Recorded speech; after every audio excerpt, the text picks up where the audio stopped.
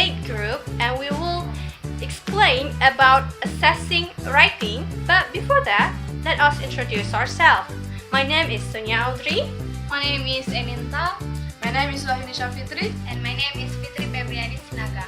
And this is our project assignment for language testing subject. And let's check it out! Of writing. The first is academic writing. For example is papers, general subject report, essays, academically focused on journal. The second is job-related writing. For example, message, letters, emails, memos, and also reports. The third is personal writing.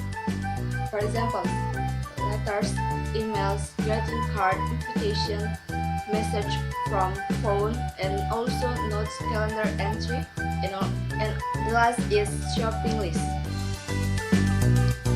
Types of writing performance. The first is imitative. This category includes the ability to spell correctly and perceive phoneme and grapheme correspondence in English spelling system. This is a level at which learners are trying to master the mechanics of writing. At this stage, form is the primary, if not exclusive focus, while context and meaning of secondary concern. The second is intensive or control. Beyond the fundamental of imitative writing are skills in production, provide vocabulary within the context, collection, idioms, and correct grammatical feature up to the leg of sentence. The third is responsive. Assessing tasks required learners to perform at the limited discourse level, connecting sentence into paragraph, creating and correcting a logically connected sequence of 2 or 3 paragraphs. This responds to pedagogical directive, lists a criteria, outlines, and other guidance. 4 is extensive. Extensive writing implies successful management of all the process and strategy of writing for all purpose, up to the leg of an AC in the term paper, a major research process, product, report, and even a thesis. Micro and macro skill of writing. We turn once again to taxonomy of micro and macro skill that we assess you in defining the unlimited criterion of an assessment procedure. Micro skill. Produce graphemes and orthographic patterns of English. Produce writing and efficient rate of speed to suit the purpose. Produce an acceptable core of words and use appropriate word order patterns. Use acceptable grammatical system. And express a particular meaning in different grammatical form. Macro skill. The first is use the theoretical form and convention of writing discourse. Appropriately accomplish the communicative function of writing text according to form and procedure. Confounding links and connecting between events and communicators such as relation as meaning, idea, main idea, supporting idea, and new information. The last in develop and use the virtue of writing strategies such as accurate assessing the audience and interpretation. Assessment task for imitative writing. Many beginner-level English learners from child to adult need basic training in assessment of imitative writing. The first is task in writing, letters, words, and function. Copying. There is nothing innovative or modern about direction of task taken to copying letters of words. This one example of copying. Listening closed section task. This task combines dictation with a written script that has relatively required diction and ratio. The test sheet provides the list of missing words, from which the task taker must select. The purpose of this stage is not testing spelling but to give practice in writing. Forming combination tests. A variation of picture as the use of simple form that tasks from name, address, phone number, and other data. Comparing number and abbreviation to words. This task can serve as a reasonable, reliable method to a suitable handwritten English. It's like a trickily, however, in that people rarely read out such number. That writing test, spelling test, and dictation, phoneme, grapheme, correspondence. The first is spelling test. In old-fashioned spelling test, the teacher dictation a simple list of words, one of word at a time, followed by the word in a sentence. Repetition again with a pause for task taker with wrote the word. The second is picture cue test.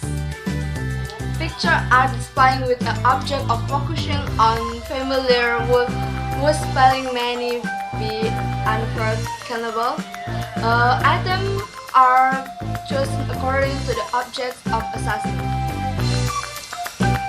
Third is multiple choice technique.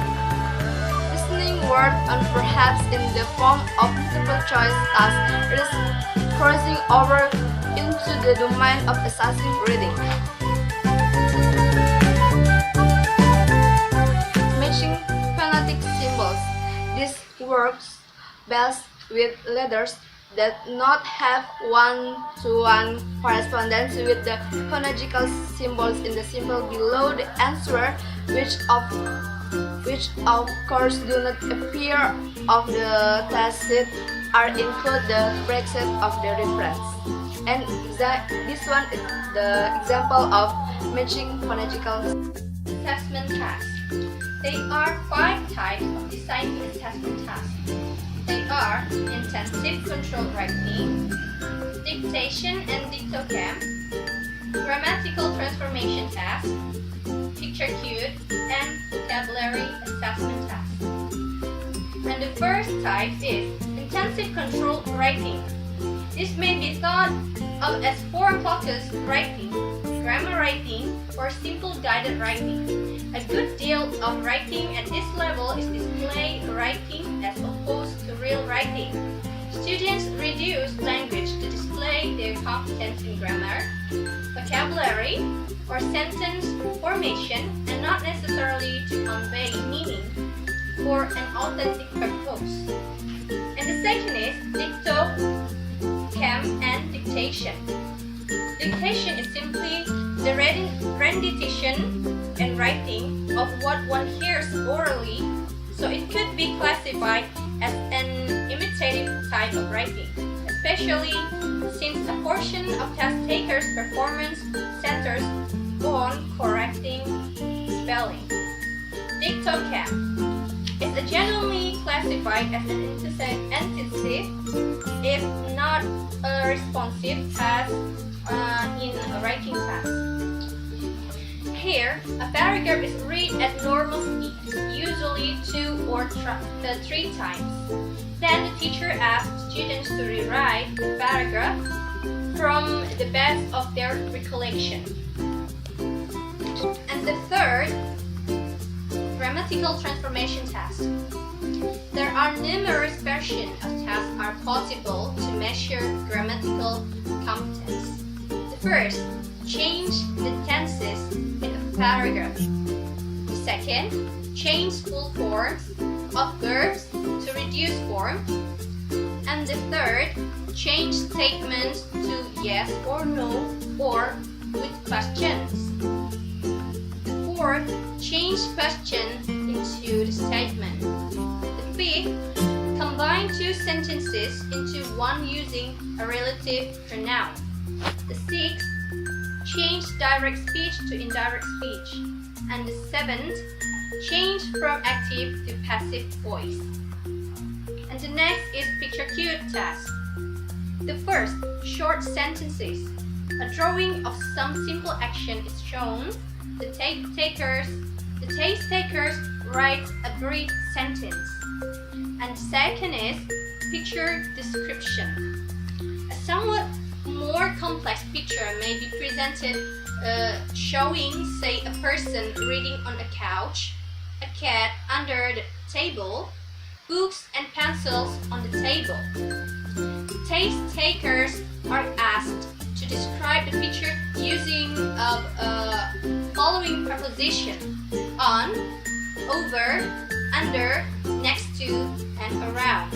As long as the prepositions are used appropriately, the criterion is considered to be met. And the third is picture sequence description. A sequence of 3 to 6 pictures depicting a storyline can provide a suitable stimulus for writing production. The pictures must be simple and ambiguous because an open-ended task as the selective level would give taste takers too many options. And the last is vocabulary assessment task. Most vocabulary study is carried out through reading. A number of assessments of reading recognition of vocabulary were discussed in the previous chapter. Multiple choice, matching, picture cue identification, close technique, guessing the meaning of a word in context, and etc. The major techniques used to assess vocabulary are defining and using a word in a sentence. And the last thing is order task. One task at the sentence level may appeal to those who are fond of word games and puzzles. Ordering a scrambled set of words into a correct sentence. The example is cold, winter, is weather, the, in, the. The answer is the weather is cold in the winter. And the second example, study what you are. And the answer is, what are you studying?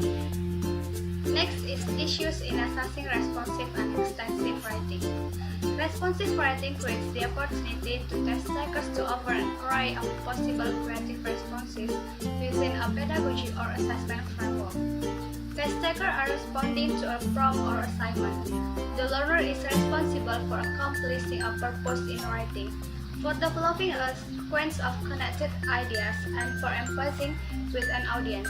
The genres of text that are typically addressed here are: the first is short reports, next is responses to the reading of an article or story, summaries of articles or stories, next is brief narratives or description, and the last is interpretation of graphs, tables, and charts. Both responsive and extensive writing tasks are the subject of some classic, widely debated assessment issues that take on a distinctly different flavor from those at the lower end production of writing. The first is authenticity. It's a trait that is given special attention. If test takers are being asked to perform a task, its face and content validity need to be assured in order to bring out the best in the writer. The second is scoring. Scoring is the thorniest issue that these final two stages of writing. With so many options available to a learner, each evaluation by a test administrator needs to be finely attuned not just to how the writer strings words together or the form, but also to what the writer is saying, such as the function of the text. The last is time. Yet another assessment issue surrounds the unique nature of writing. It is the only skill in which the language produced is not necessarily constrained by time, which implies the freedom to process multiple drafts before the text becomes a finished product. Next is designing assessment tasks, responsive and extensive writing. The first is paraphrasing, one of the more difficult concepts for the second language learners to grasp is paraphrasing. The initial step in teaching paraphrasing is to ensure that learners understand the importance of paraphrasing.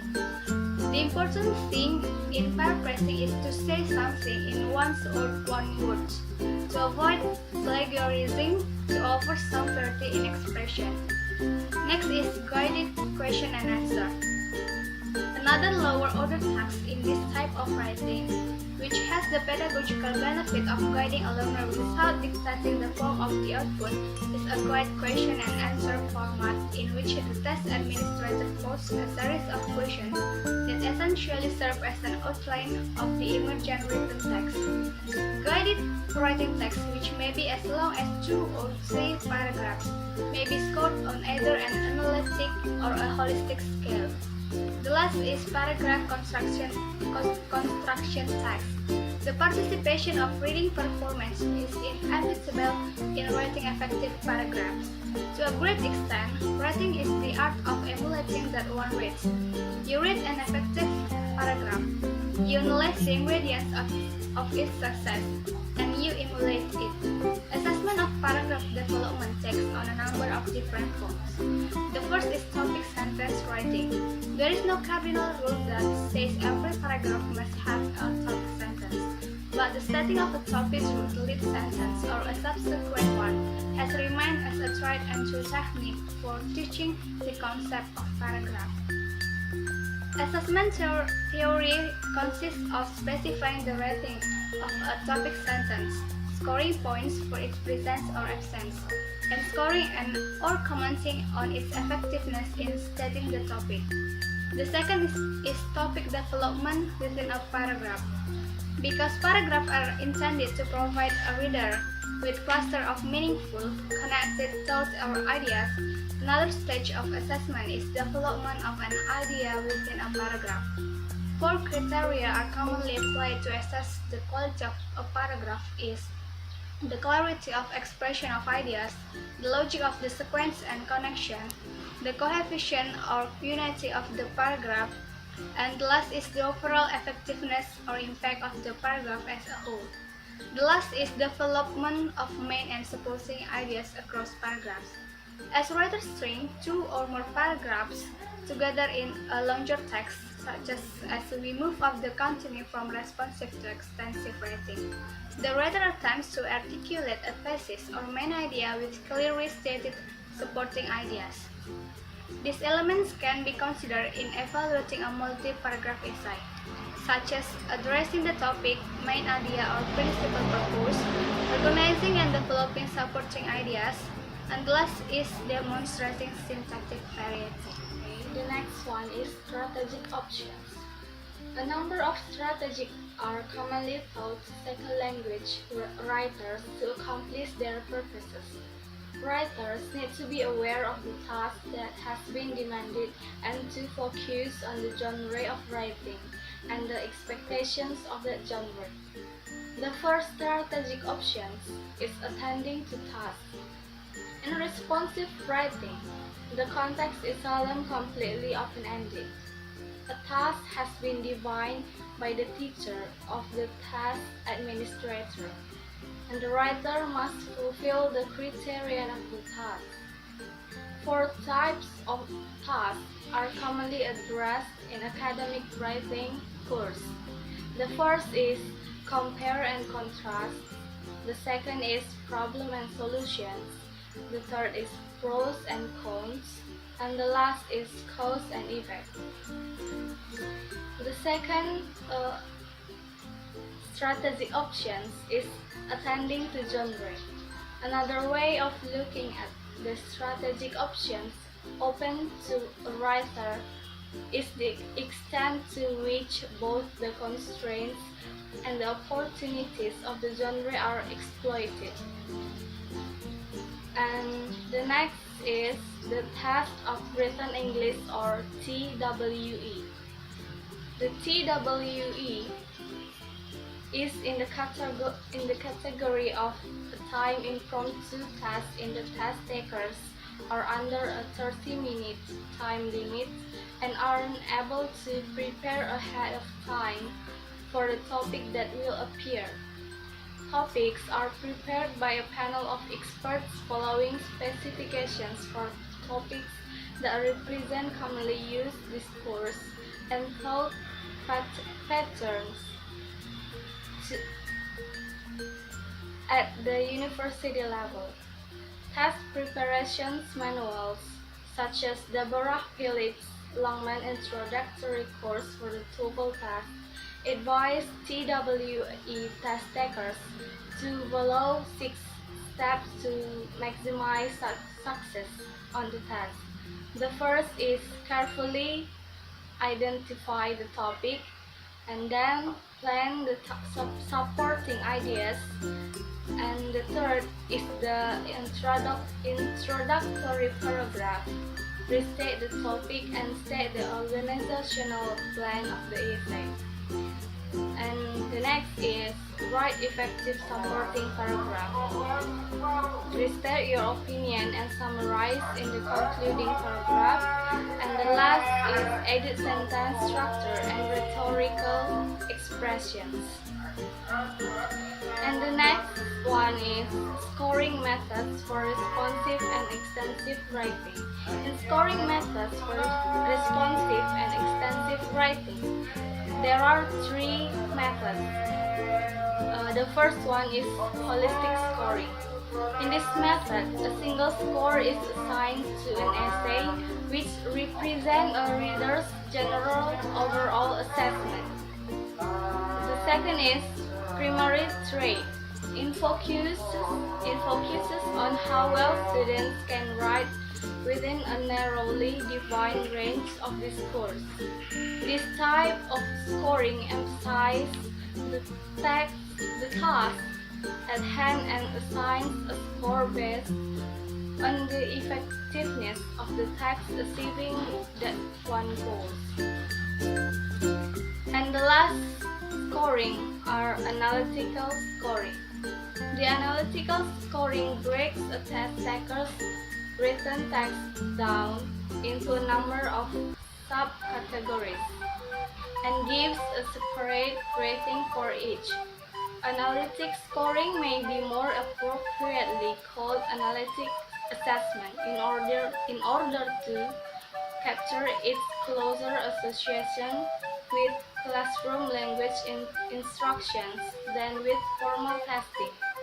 The order in which the 5 categories are listed may bias the evaluator toward the greater importance of organizations and logical development of opposed to punctuation. That's all our explanations about assessing writing, and thank you for watching this video. Don't forget like, comment, and subscribe our channel. And goodbye!